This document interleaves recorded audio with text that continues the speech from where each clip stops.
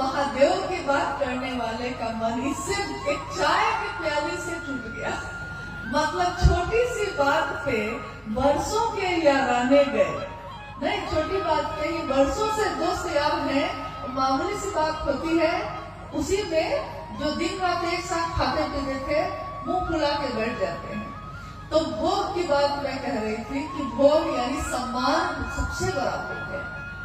आप बताइए कि और चीजें आपके पास है या नहीं है, ये नहीं पूछ रहे हैं, लेकिन सम्मान है कि नहीं।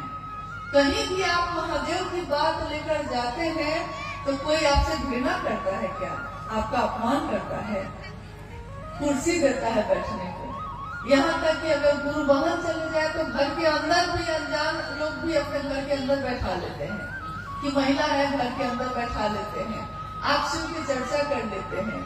गुरु भाई कहीं जाते हैं तो दरवाजे पे गांव के लोग जुट जाते हैं, अरे इनको चाय पिलाओ, कितना सुंदर बात कर रहे हैं, महादेव की बात कर रहे हैं, तो चाय पिलाओ, खाना खा के जाइए भाई जी। यानी जहाँ कोई पूछता भी नहीं था मुझको, इसी रास्ते से कितनी बार गुजर जाते, क्यों कोई मेरे रहने की व्यवस्था करता, क्यों कोई मेरे लिए खाना बनाता।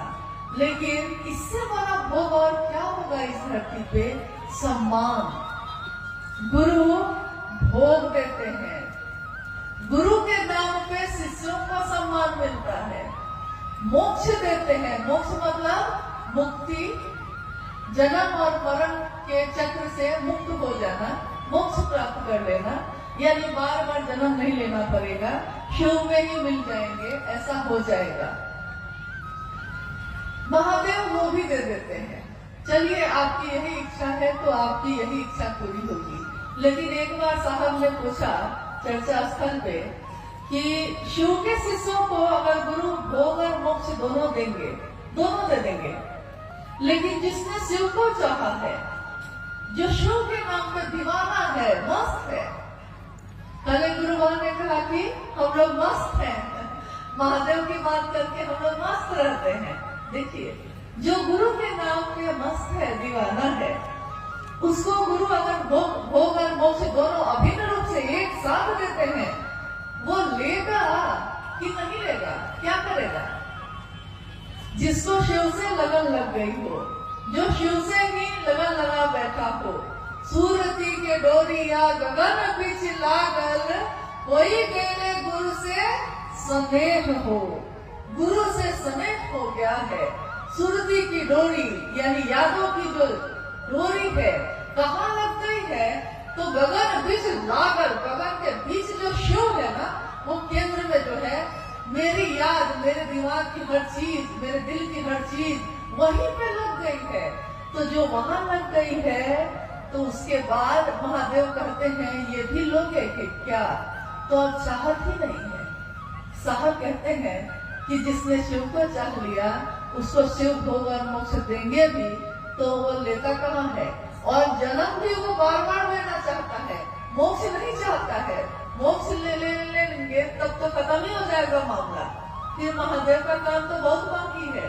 तो खाली इसी जन्म में करना है कि अगले जन्म में भी करेंगे हम लोग, कि जन्म जन्म तक ये करते रहेंगे? शिव के लोग शिव का आदेश जन्म जन्म तक करते रहेंगे। तो मोक्ष भी देने आ रहे हैं महादेव, तो हम लेने को तैयार नहीं है। महादेव भी कहते हैं कि हमेशा हमको पागले लोग से पाला पड़ता है। कोई उनके यहाँ ढंग का है, भूत है, बैताल है, पिशाच है, देवता भी है, गंधर्व भी है, सब अलग अलग तरह के लोग हैं। उनको भी लगता है कि देखिए, तो गुरु भोग और मोक्ष दोनों अभिन्न रूप से देते हैं। हाँ, अगर आप लेना चाहिए तो अब आप लेना क्या चाहते हैं? बात तो ये है। अगली जिज्ञासा है कि शिव की पूजा एवं चर्चा में क्या अंतर है, समझाने की कृपा किया जाए। जिज्ञासा आपने सुनी, शिव की पूजा और शिव की चर्चा में क्या अंतर है? शिव ही है, एक ही सत्ता है शिव। पूजा भी हम कर रहे हैं तो शिव की ही कर रहे हैं, और चर्चा भी कर रहे हैं, यानी गुरु रूप की चर्चा कर रहे हैं, गुरु मानकर शिष्य बनकर चर्चा कर रहे हैं, तो शिव की कर रहे हैं। लेकिन एक भारी अंतर है दोनों में। भारी अंतर ये है कि शिव की पूजा में श्रद्धा चाहिए, विश्वास चाहिए, समर्पण चाहिए। शिव की पूजा यानी कि पूजा में हमारे बुजुर्ग कहते हैं, हाथ जोड़ के सिर झुकाओ, आंख बंद करो, मन महादेव पे लगाओ, विश्वास रखो, विश्वास करो, समर्पण करो, श्रद्धा रखो, तब होती है शिव की पूजा। और शिव की चर्चा में विश्वास नहीं है तब भी कोई बात नहीं है, श्रद्धा नहीं है तब भी कोई मामला नहीं है, समर्पण नहीं है तब भी कोई फर्क नहीं पड़ता है। यानी साहब वैद्यानंद जी कहते हैं कि अविश्वास में, अश्रद्धा में, संशय में, विचारों में ही नहीं, कुविचारों में भी शिव आपके गुरु हो सकते हैं। सिर्फ एक विचार, कुविचार मतलब कि महादेव के लिए अगर खराब भी सोच आप रखते हैं ना, तब भी वो महादेव आपसे रिश्ता जोड़ लेता है। आप कुछ भी सोच के सकिए, लेकिन लोहा अगर सटता है पारस से तो सोना ही बनता है, वो कैसे भी सके, तरीका चाहे उसका जो हो। यानी शिव की पूजा में श्रद्धा चाहिए, विश्वास चाहिए, समर्पण चाहिए।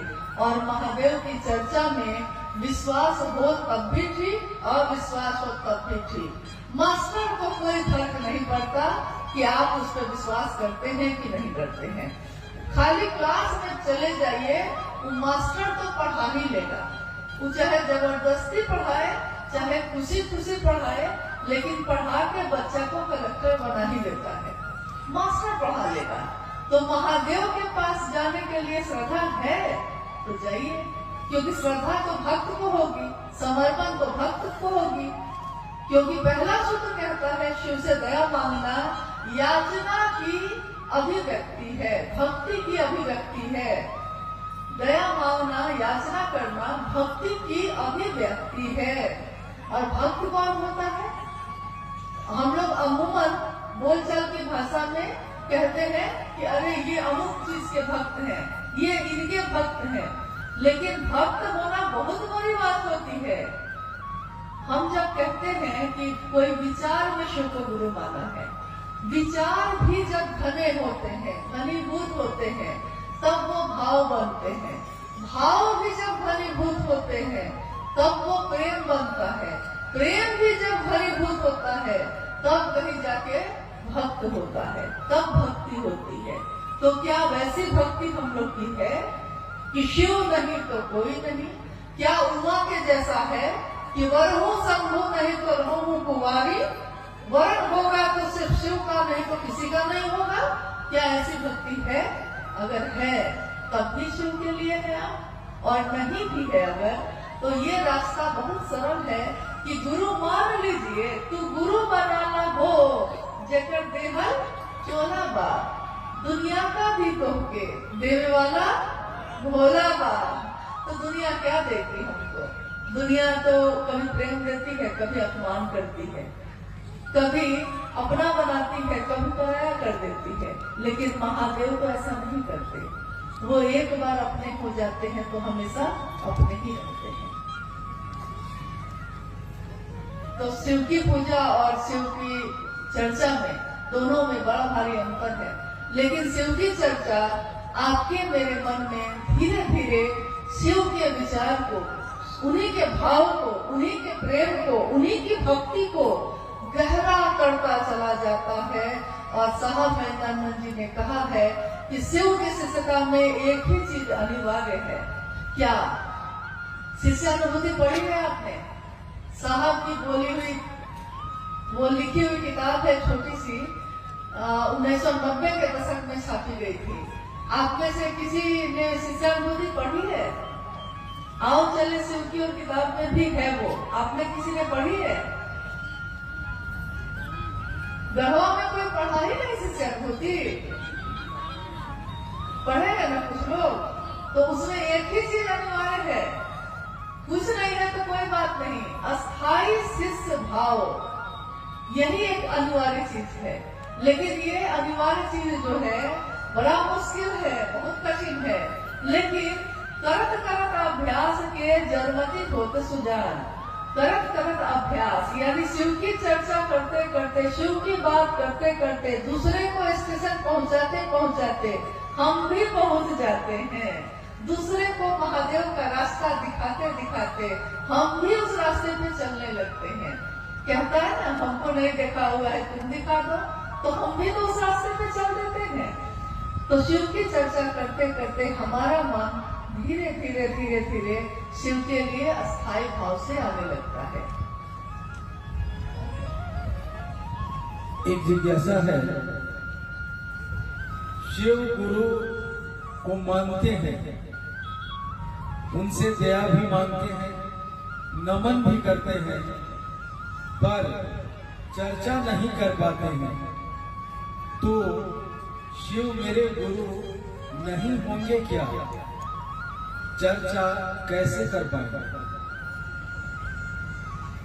दया मांग पाते हैं, नमन कर पाते हैं, लेकिन शिव की चर्चा नहीं कर पाते। शिव से दया मांगना, अगर आपने पहला सूत्र ठीक से कर लिया है तो ये हो ही नहीं सकता है कि आप चुप बैठिएगा, क्योंकि उसके बाद तो आप जो बोलना शुरू करते हैं।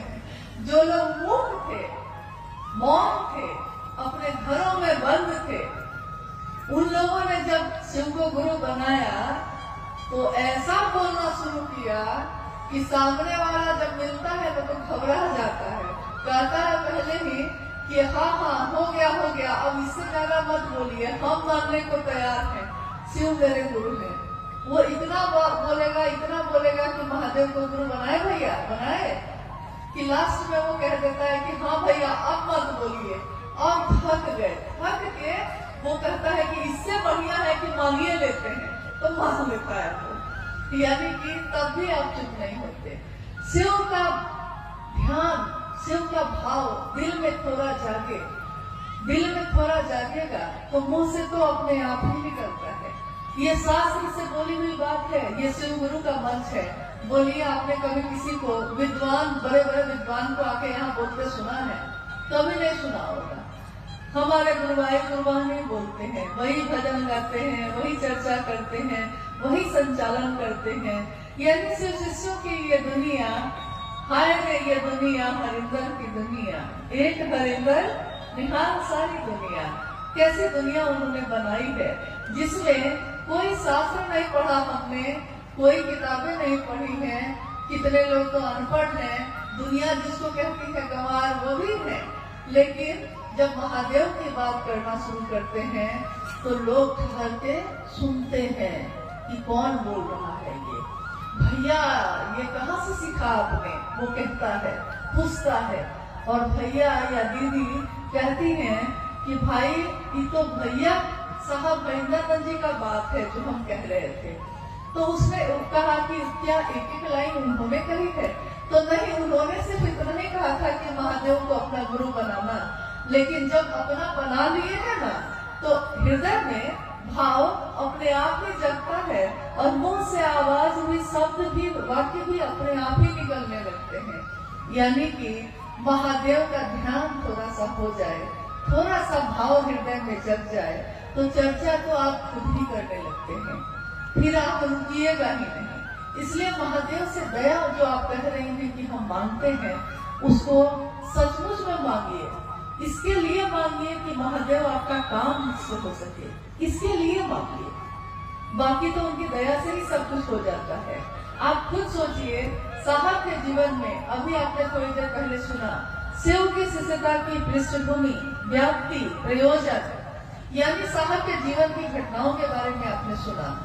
साहब के जीवन में 1974 में उन्होंने शिव को गुरु माना, 1975 में नमः शिवाय मंत्र आया, 1986 में आकाशवाणी हुई थी जिसमें आवाज आई कि तुम जो करते हो दूसरे को करने को नहीं कहते।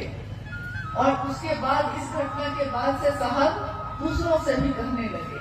हालांकि 1982 से उन्होंने शिव की बात शुरू कर दी थी, लेकिन 1986 के बाद से ये बात बहुत रफ्तार से होने लगी। लेकिन पहला सूत्र क्या है? क्योंकि कहा जाता है कि गुरु का आदेश शिष्य के जीवन का आधार होता है। तो इस तरीके से तो आकाशवाणी जो हुई थी, गुरु का आदेश तो वही था, पहला सूत्र तो वही होना चाहिए था। लेकिन पहला सूत्र क्या हुआ? शिव से दया मांगना। यानी शिव से दया मांगना। साहब ने कहा कि मैंने अपने जीवन की घटनाओं से ये समझा है कि ये नमः शिवाय का आना और जाना ये भी शिव की दया है। ये आकाशवाणी का मुझको प्रेरित करना महादेव के काम को करने का, ये भी महादेव की दया है।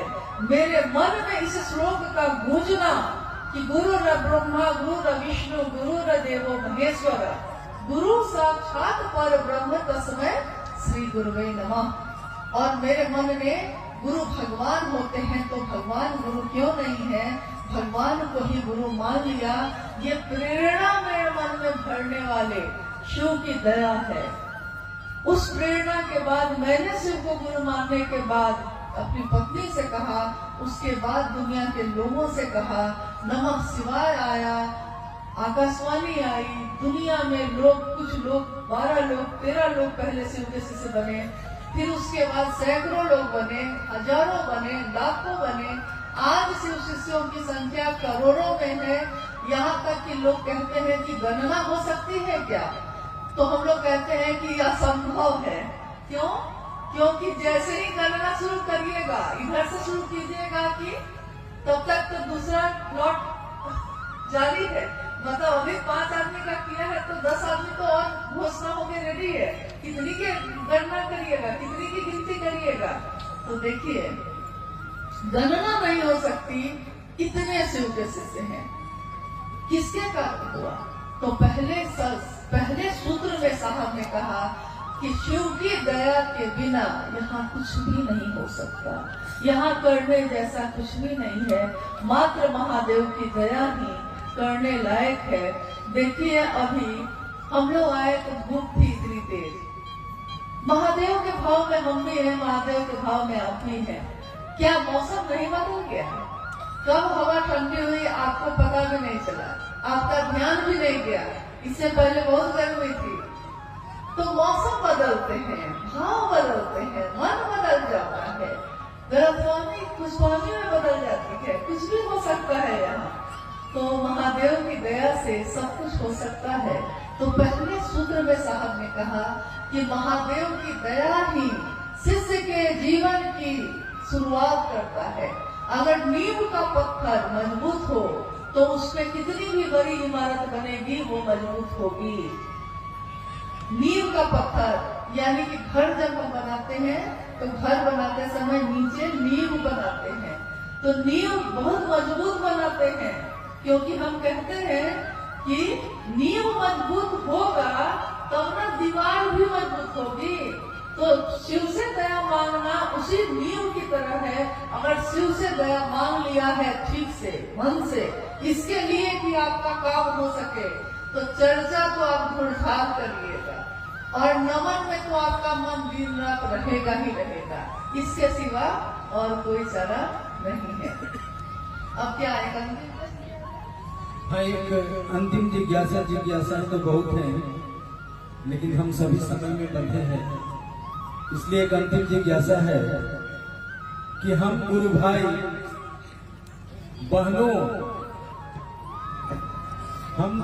गुरु बहनों के जीवन में महाशिवरात्रि का क्या महत्व है?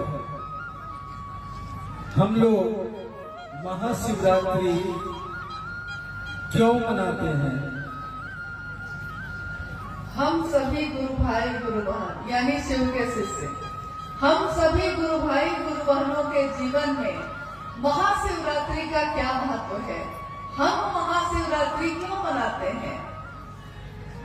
जब साहब मधेपुरा में रह रहे थे उसी समय मां नीलम जी ने कहा कि हमने शिव को गुरु बनाया है तो हम लोग को शिव के लिए कुछ करना तो चाहिए। तो हम क्या कर सकते हैं?